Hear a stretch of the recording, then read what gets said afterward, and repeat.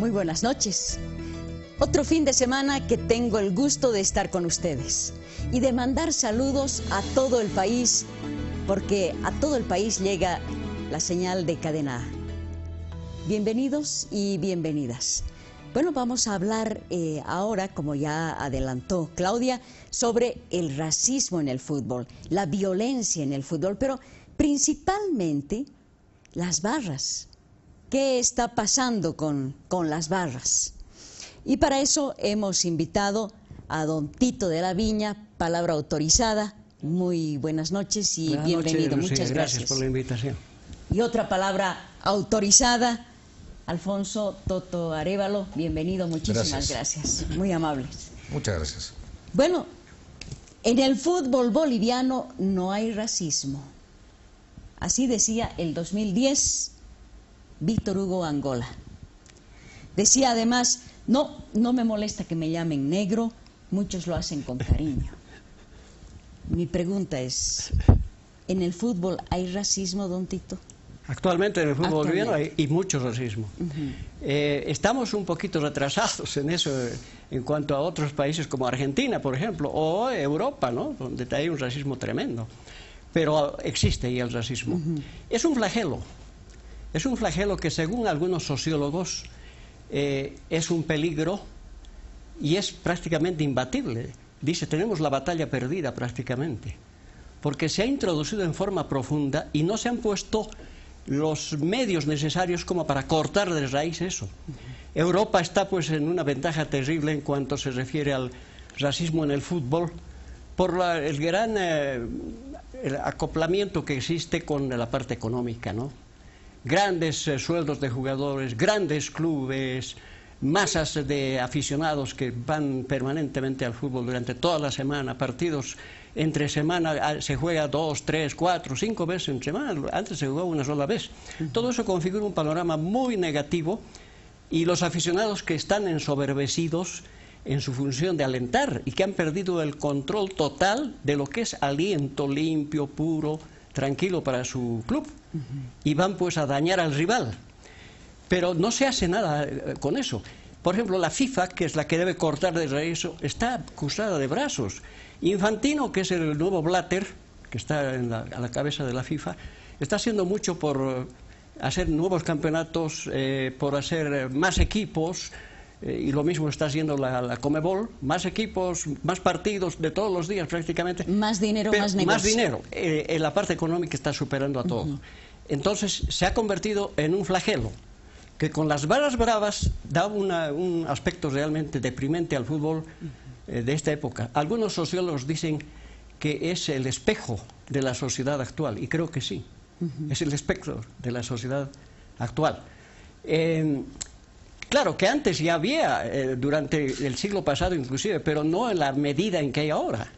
Ahora es deprimente, es realmente alarmante.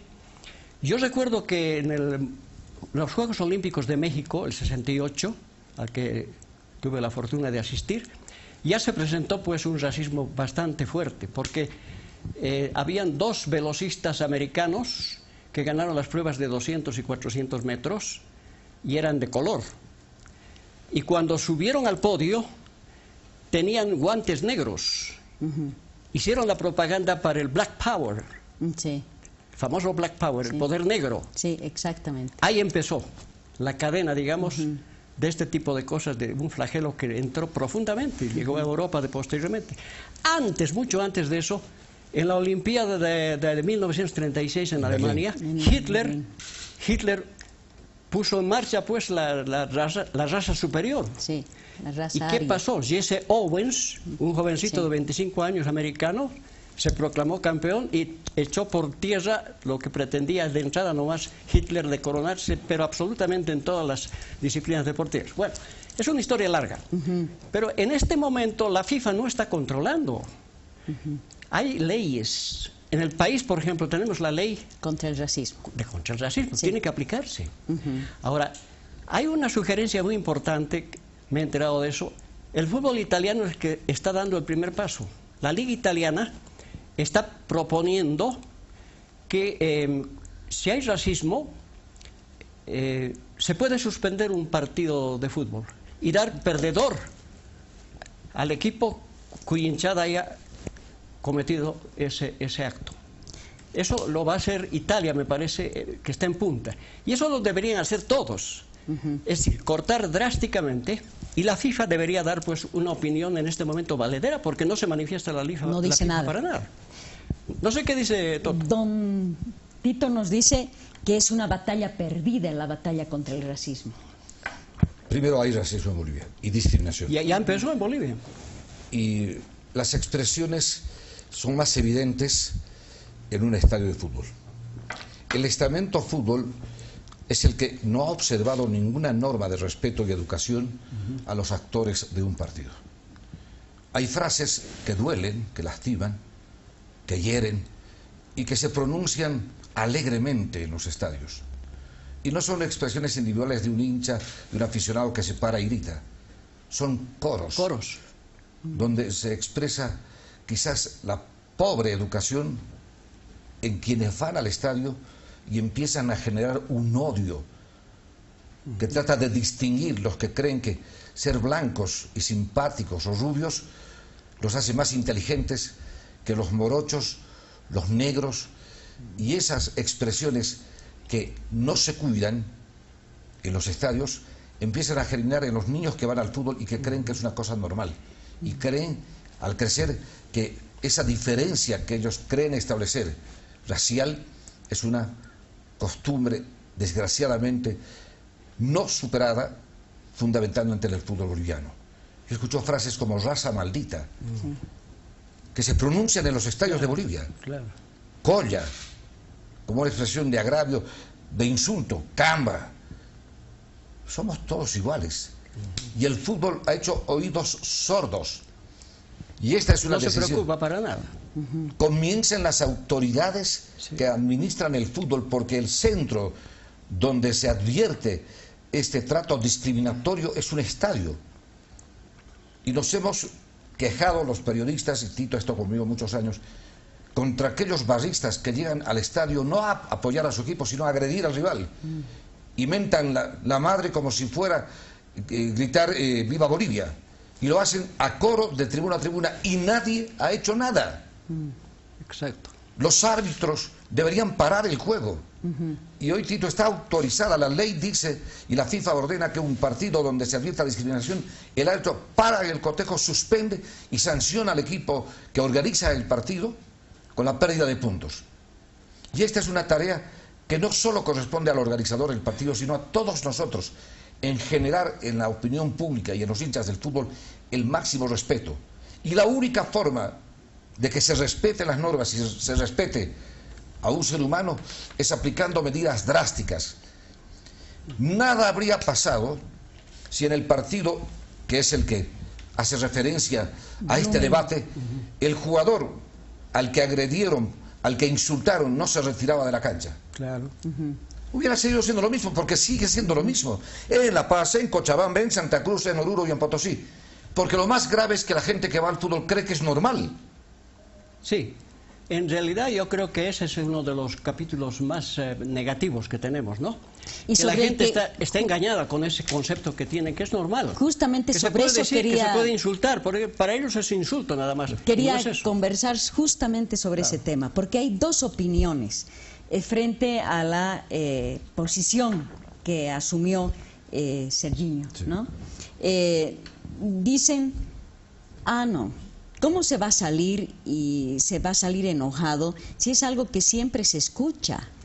Y bueno, después uno escucha al jugador y él dice, mis dos hijas estaban llorando por todo lo que han escuchado. Y entonces, claro, ¿cuál es la posición? ¿Tenemos que mantener esa naturalidad? ¿Quién está fomentando este racismo? La falta de control.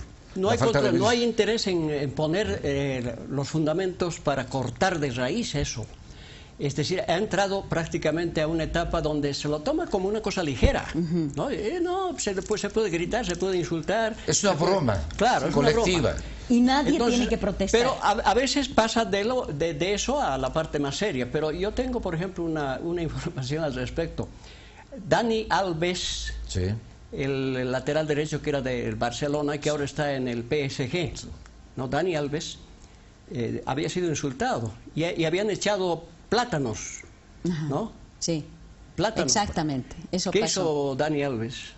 Agarró el plátano y se lo comió. Sí, sí, sí. Para Pero era una pasar forma de protesta también, Una forma ¿no? de protesta, como parecía, a mí no me interesa eso, Claro. el plátano sirve para comer y comió. Claro. Pero, aparte, Pero la sanción a ese estadio y a ese partido fue drástica. claro, fue drástica. Sí.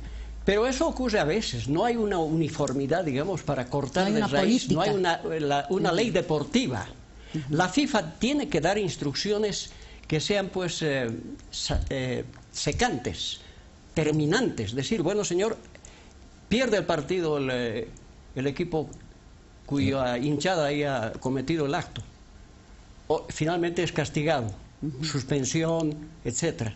Suspensión de dirigentes, suspensión de club en varios partidos, pérdida de puntos, pero hacer una cosa seria.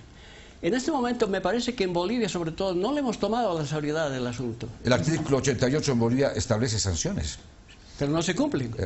Ahora se está reclamando que se cumplan, desde cerrar el estadio, de aplicar una multa económica y hasta la pérdida de 6 puntos para el equipo local. Y la ley del racismo, contra Exacto. el racismo La ley del también, ¿no? Es que, de modo general, donde se expresa mayormente es en estas reuniones colectivas, como en los estadios.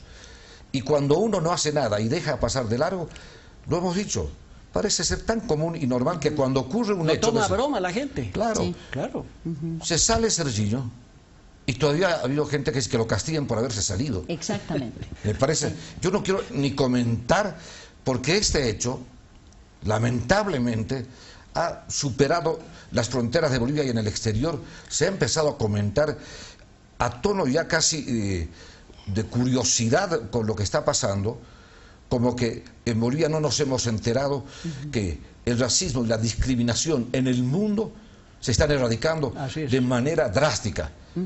Y si no hacemos algo en Bolivia con un antecedente ya como el que ha ocurrido, esto será moneda de todos los días. Bueno, otra cosa es la xenofobia. Oh, La xenofobia en la Argentina, por ejemplo, es irritante.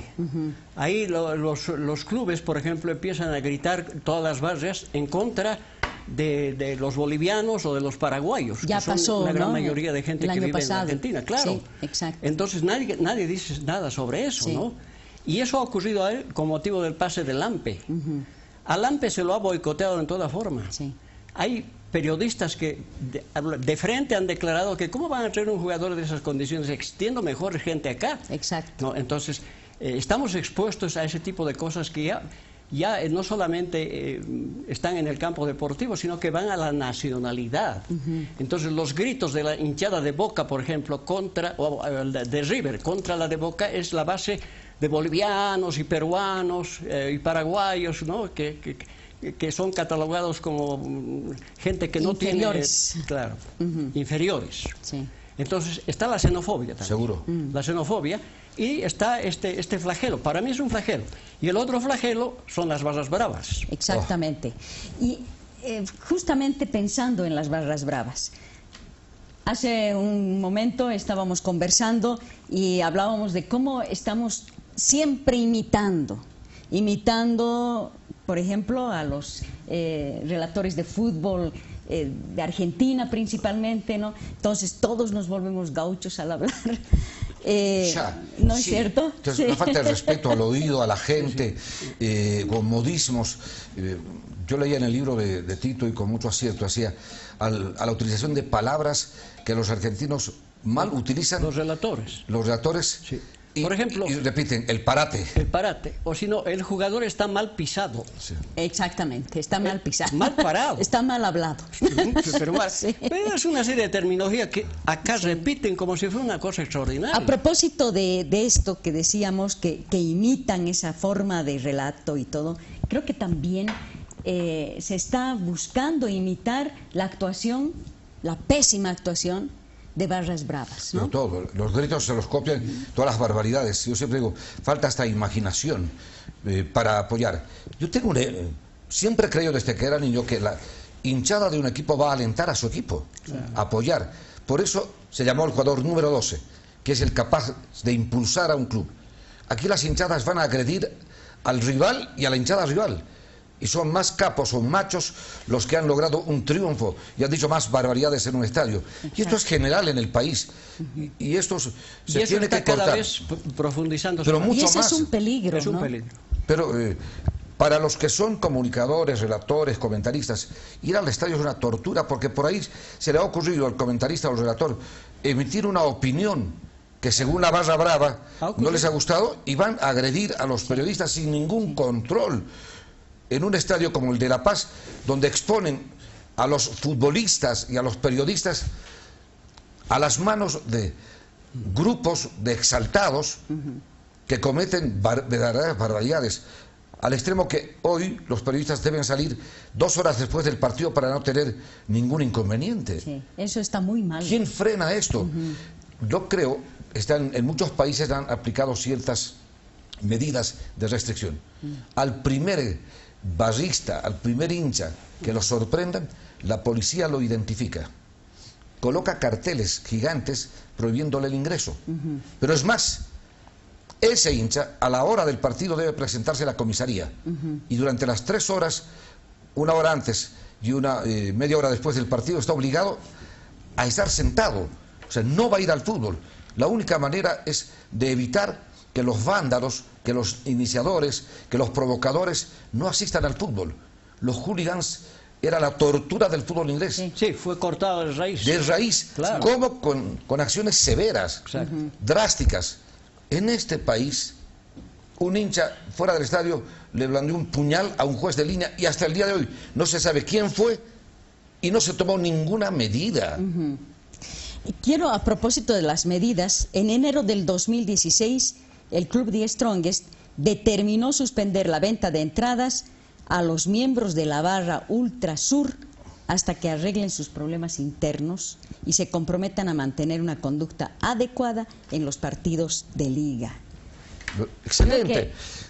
Pero esto ha pasado una vez y nunca más. Y ahora es letra ya no. muerta prácticamente, ¿no? Sí, se intenta hacer algo, pero no se hace en profundidad. Pero los propios clubes, Tito, claro, ellos contribuyen. Contribuyen. Porque la otra vez en una entrevista un dirigente de Strongest discutió con el de Always Ready porque no le entregó 200 entradas libres para la barra del Strongest. Claro. Es más, ni siquiera pagan su boleto. Van gratis a insultar y a provocar. Y no estoy determinando por Strongest o por Bolívar, de modo general. Sí. Y van al fútbol a provocar más daño. No hacen del fútbol una fiesta, no se dan cuenta de muchas cosas. Hay gente que iba al fútbol con la esposa, con los hijos. Al escuchar las barbaridades que se dicen, prefieren no ir al estadio y no pasar un mal momento. No es un espectáculo familiar y debería serlo. Y para que vuelva a ser un espectáculo familiar se tienen que poner medidas radicales. Por ejemplo, primera expresión fuera de lugar, el árbitro para el juego, se retira de la cancha hasta que o alejan a los vándalos o frenan cualquier expresión grosera, discriminatoria o racial que perjudique el juego. El aspecto fundamental sería parar el partido, la suspensión del partido finalmente, ¿no? ¿Quién se perjudica? La gente. El equipo local, claro. En lugar de hacerle un bien a su equipo, claro, están perjudicando a su club. Blooming ha ganado un partido muy bien a Wilstermann 2-0. Y esa parte es la que a mí me parece que tengo yo un propio contrasentido con mis ideas. Pero yo quiero respetar el resultado deportivo de la cancha y alejarlo de los vándalos. Pero la norma dice que un acto de estos debe castigar inclusive con la pérdida de puntos. Esos que estuvieron en el estadio le están haciendo bien a su club. Primero suspensión del partido. Primero suspensión del partido y después pérdida de puntos. Exactamente. ¿No? Y amonestación para una posible oportunidad próxima que pueda ocurrir algo similar. De otra manera, sanciones punitivas que sean pues fuertes, realmente definitivas. Hemos visto crecer las barras bravas en otros países. Sí. Hasta convertirse en verdaderas mafias. Claro, porque que después además son tienen difíciles la parte de económica. erradicar, ¿no? Está en relación con los dirigentes de clubes que les fomenta la venta parte de económica. entradas. Se ha descubierto en la Argentina, por ejemplo, que puestos de venta de bebidas. Claro. En el último problema que tuvieron Boca River, tuvieron que ir a jugar la final de la Copa Libertadores hasta otro continente, que fue una vergüenza. Se probó que los hinchas que habían sido detenidos tenían cantidad de entradas que les dan los dirigentes. Exactamente, exactamente. Y dinero en efectivo que les habían pagado ya. y les llevan además a diferentes sedes de partidos que se juegan, no solamente en la propia Argentina, en otros estadios, sino al exterior. A Europa les pagan el pasaje y todo lo demás. Y los jefes de barras bravas son los que hacen toda la distribución. Varios de ellos presos, ¿eh? Claro. Sí. Entonces, son organizaciones de matufia prácticamente, ¿no? Y estamos a un pelo, o sea, esa frontera tan frágil de que en cualquier momento todas esas expresiones violentas que van de voz se conviertan en hechos lamentables, como pasa en otros países, muertos, heridos, enfrentamientos con armas blancas y hasta con armas de fuego. Eso hay que cortar. Bolivia, además del fútbol, tiene sus propias disposiciones sobre la seguridad de los estadios que debe aplicarse. Nos escandalizamos porque estamos priorizando el resultado deportivo a la seguridad de los que van al fútbol y de un evento deportivo. Claro, hay otro aspecto que es fundamental, ¿no? La infraestructura de estadios es bastante baja, bastante mala en Bolivia. Hay estadios que no reúnen las condiciones necesarias. Las cámaras de seguridad. Claro. ¿Y de quién depende todo eso? Primero, de la Federación del Fútbol, del ente organizador de cada país. Claro. En este escandalete, porque es un escandalete ocurrido en Santa Cruz, se han pronunciado, propio Blooming, que equipo local que protesta y que está de acuerdo en que hay que erradicar la discriminación. Se ha pronunciado Strongest, Bilsterman, el afectado, Aurora, muchos se han pronunciado. La Federación no ha dicho nada. Cuando debería ser el ente rector que emita un documento fuerte y definitivo, fijando la posición. Por eso es el ente rector del fútbol boliviano. Y debería además convocar de manera urgente a los 14 clubes a hacer una reunión nacional y colocar las reglas de juego y advertir que será implacable la Federación en la aplicación de la norma que existe ya, que se ejecuta y aplique la norma para evitar en el futuro incidentes de esta naturaleza. No podemos seguir en este ambiente. Lo dejaron pasar todos. Y aquello que es agresivo se convirtió en una broma de estadio, incómoda para todos. Uno va a Santa Cruz, el que va de la altura al llano es agredido, no solo inclusive el que esté en la cancha, sino el que esté en las gradas. El que llega del oriente del llano a la altura es igual, como nadie dice nada. ¿Y por qué no dicen nada? Bueno, ¿por qué creen ustedes que se los callan? dirigentes creen que no pueden dejar de tener esa ayuda, porque es una ayuda que tienen de la hinchada, ¿no? Por ejemplo, cuando van a jugar al interior, Die Stronger en una oportunidad llevó gente al estadio Jesús Bermúdez, terminó el partido y sacaron bombas de mineros, los de San José. Entonces hicieron escapar prácticamente a la gente atigrada. Y cuando volvieron los de San José aquí, eso pasó hace 2, 3 años. Se armó un problema enorme, porque se produjo una batalla campal entre los dirigentes, entre los hinchas que habían venido de Oruro y los de Die Stronger de acá. Habían venido 12 a 20 buses pagados por los dirigentes de San José. Entonces vinieron gratis con para la comida, todos los gastos. Y después del partido se produjo el incidente con la gente atigrada y rompieron butacas en el estadio, hace 2, 3 años aproximadamente, ¿no? Entonces se dejó pasar. Con eso ya está solucionado el problema, no se va a producir más. Pero no, el problema sigue produciéndose y está ahondándose, se está profundizando. Seguro. Y eso es grave, porque si llegamos a lo de Argentina, que es el ejemplo máximo... El mal ejemplo. Es un ejemplo malísimo. El mal ejemplo, sí. No, mal ejemplo. ¿No? Sí, lo que pasa es que además los clubes en Bolivia están más preocupados del dinero del fútbol. No alcanzan a cubrir sus planillas. Y entonces, si toman medidas radicales, por ahí esos hinchas no van, pero los que van, hemos advertido que van con boleto gratuito de acceso al estadio. O sea que no se perdería, digamos. El fútbol boliviano está mal, está quebrado económicamente. Hay clubes, la mayoría... El fútbol boliviano vive de la Conmebol y de la FIFA y de la televisión. Y no alcanza. No alcanza. Porque un club que ingresa 100, gasta 200 cada mes en pagar planillas de sueldos, los sueldos más altos de la historia del fútbol boliviano. Porque hay un fenómeno un fenómeno. Los sueldos han crecido por el ascensor y el nivel del fútbol ha bajado. Sube por las gradas y de rodillas. O sea, hay una desproporción entre lo que se gana en el fútbol boliviano y la respuesta deportiva. Y eso genera una frustración para la gente porque el nivel está igual o peor. Y la gente va al estadio a enojarse. El buen hincha que se enoja. Pero estos asociados a quienes en grupos, pues son grupos de vándalos en el país que se alinean en los estadios para provocar, para insultar, para agredir. El problema no es de uno o dos que van al estadio. El que va, se para y grita y protesta. El problema son barras organizadas en todo el país. Que suman miles, ¿no?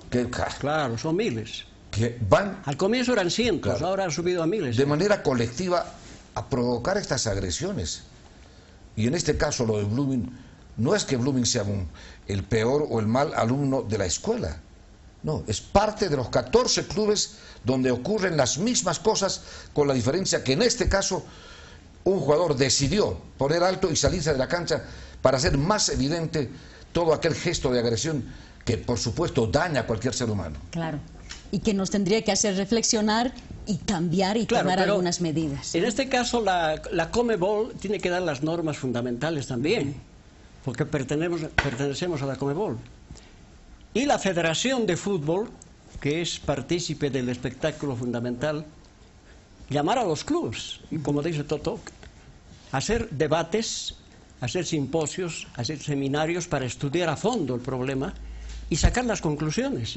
Una vez hechas las conclusiones, hay que poner los medios necesarios para cortar de raíz, para que el fútbol vuelva a ser lo que era antes, en ese aspecto. Un fútbol limpio, un fútbol respetuoso, de alegría, de buen espectáculo, de gente que va tranquila y confiada a los escenarios. Ahora no ocurre eso. No.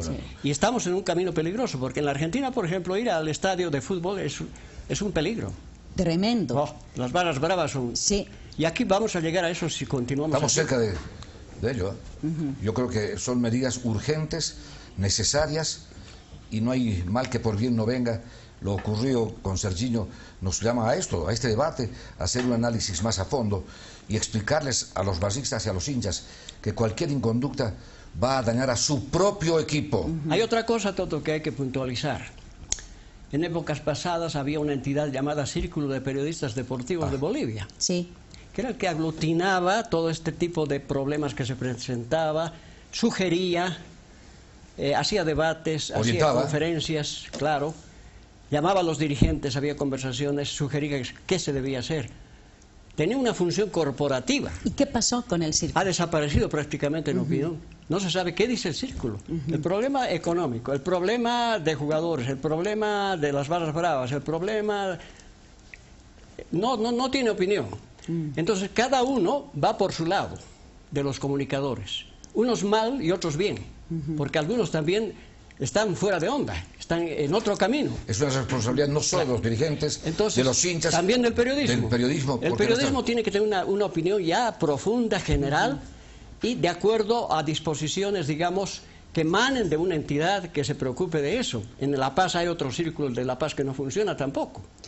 Este es un verdadero llamado a que se actúe en consecuencia y casi al límite de este peligro, ¿no es cierto?, de tener mayor racismo, mayor violencia en los centros deportivos. Estamos en ese camino, ¿no? Ojalá que no, ojalá que realmente se actúe de verdad, quienes tienen la responsabilidad de actuar, de presentar, de proponer verdaderas sanciones que corten toda esta violencia y este racismo y discriminación que se está presentando en el fútbol boliviano. Muchas gracias, nos despedimos hasta el próximo fin de semana con Piedra, Papel y Tinta.